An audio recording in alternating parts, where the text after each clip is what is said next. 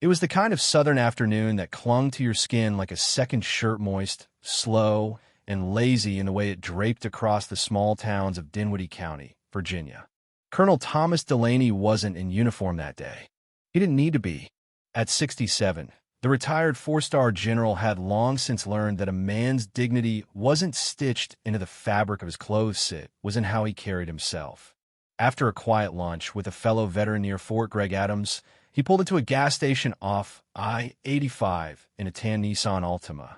Nothing fancy, just a dependable rental for a short trip home.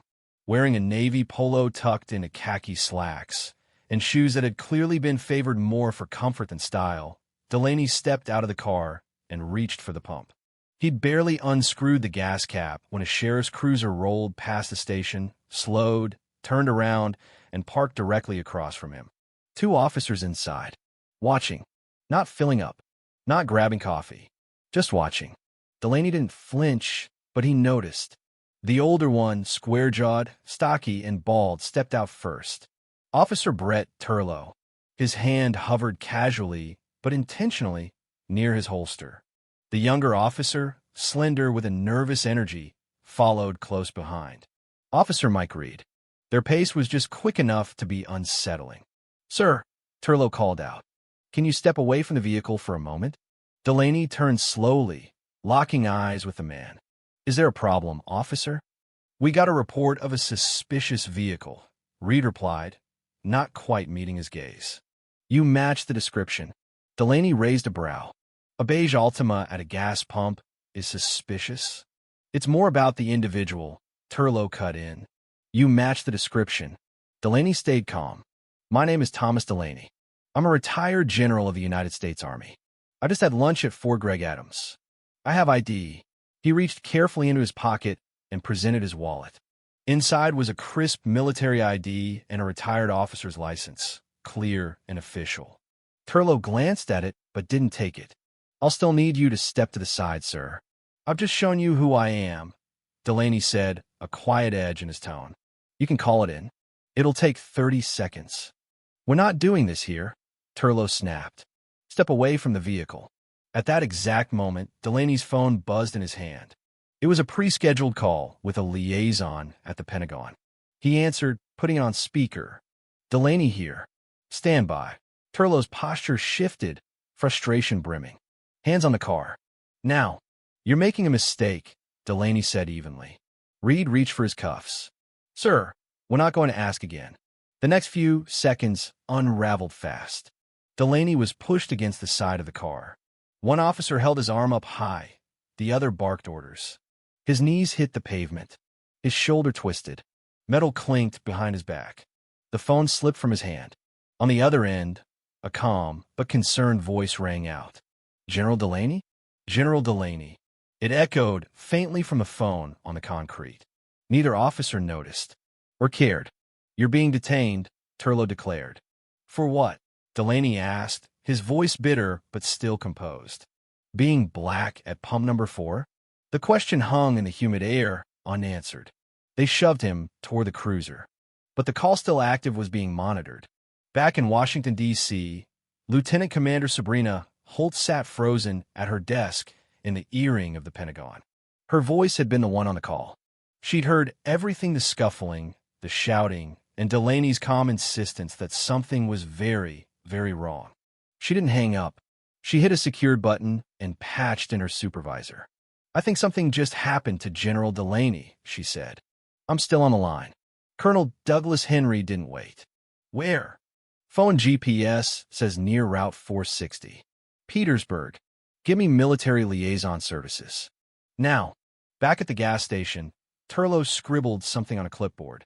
Reed kept glancing at the back seat of the cruiser where Delaney sat, cuffed, silent, not protesting, not pleading, just watching.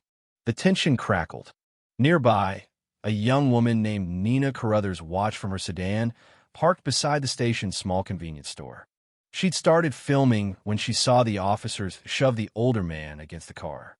The video had already hit social media. Her caption?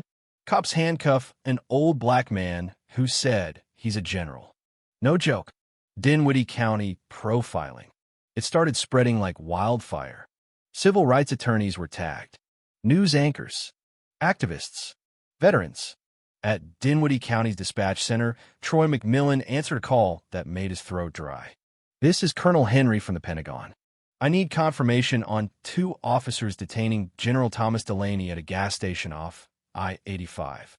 Troy blinked. We had a suspicious vehicle stop. Beige Altima. Yeah. Give me your supervisor. Now." Within minutes, Sheriff Richard Minter was on the phone with Washington. The voice on the other end wasn't requesting it, was demanding. "You have a decorated General cuffed in the back of squad car. That ends immediately." But Delaney remained silent in the cruiser. His stillness wasn't fear. It was authority held in check.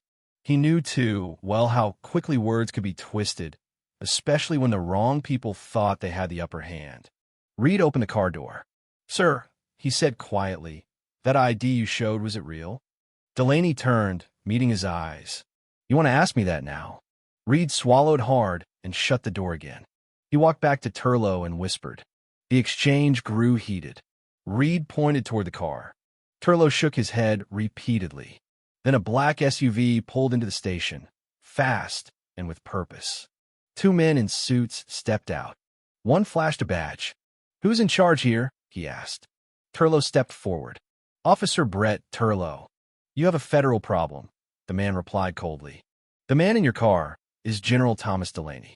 Your body cams better be rolling." Delaney was let out. No apology, just silence. His wrists were red, his expression unreadable. "You have any idea how badly you just messed up?" the agent muttered to Turlough. Delaney looked at them both. "I gave you my name." The SUV took him away as calls flew up the chain. By nightfall, the Pentagon, the governor of Virginia, and federal oversight were all involved.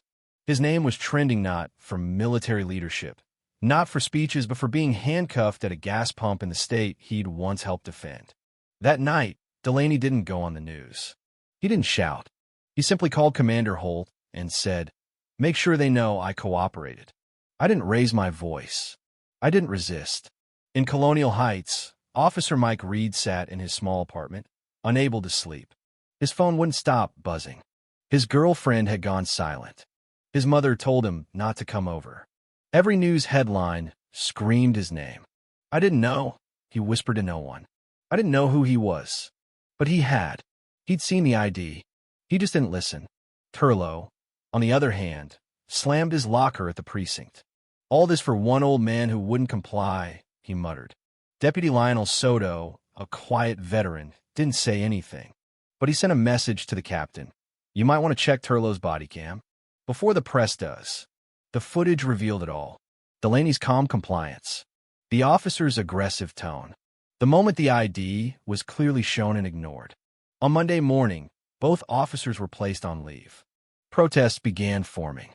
Students, locals, veterans. Signs read, "Respect isn't optional. If a general gets cuffed, who's next?" Delaney didn't show. He didn't need to. His story was everywhere. He visited the local VA hospital instead. Quietly. No cameras. Meanwhile, the Board of Supervisors grilled the sheriff. Why wasn't the ID checked? Why weren't officers trained? "This isn't about bad apples," said board member Lillian Brody. "It's about a system that rewards certainty over curiosity." At home, Reed watched the hearing. He typed a message in his phone. "I was wrong. You didn't deserve that. I hope I can say it to your face one day." He didn't send it. Yet, on Thursday, Delaney stepped before the press at the National Museum of African American History and Culture. He was flanked by 2 other retired generals and a Navy SEAL turned congressman. "This isn't about me," he began. "It's about recognition of humanity, regardless of uniform." He told them, "I've worn the uniform of this nation for 40 years. But a few days ago, I was reduced to suspicious because of what I looked like." He wasn't angry, just truthful. That made it hit harder. Back in Dinwiddie, Reed watched the live stream, silent. The sheriff watched it too, face pale. Police departments across the country started adding new training modules, not just on protocol, but on perspective.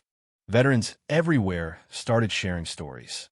When their uniforms were off, so was the respect. Delaney met with rookie officers. Quiet sessions. He told them the stories textbooks left out. "I'm not here to teach you to shoot," he said. "I'm here to teach you to see."